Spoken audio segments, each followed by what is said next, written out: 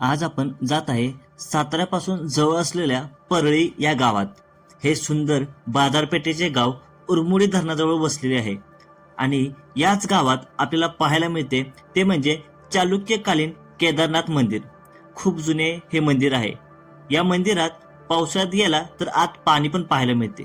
या मंदिराच्या आत विशेष म्हणजे या मंदिरात नंदी हा आपल्याला तिरका पाहायला मिळतो आणि या नंदीने आपली मान महादेवाकडे वळवलेली आपल्याला पाहायला मिळते.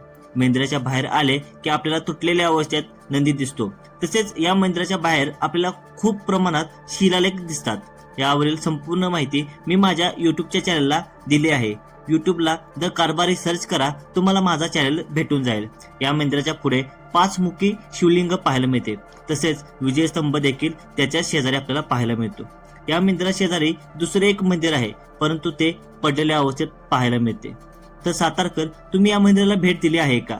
नसेल दिली तर नक्कीच भेट देऊ. मित्रांनो, हा व्हिडिओ जास्तीत जास्त लोकांपर्यंत शेअर करा. आपल्या पूर्वजांनी एवढे सुंदर वास्तू बांधले आहेत, त्याचे संवर्धन करण्याचे काम आपले आहे. आपण पर्यटनस्थळी भेट देत असतो, परंतु आपल्या या मंदिराकडे आपण जात नाही. त्यामुळे याच्याकडे दुर्लक्ष होते आणि या वास्तूंची पडझड होते. आपण अशा मंदिराकडे जाऊ लागलो तर सरकार पण त्याची दखल घेईल आणि आपल्या थोडेफार राहिलेल्या या पुरातन वास्तू पण नीट राहतील. तर नक्की मित्रांनो, याच्याकडे लक्ष द्या.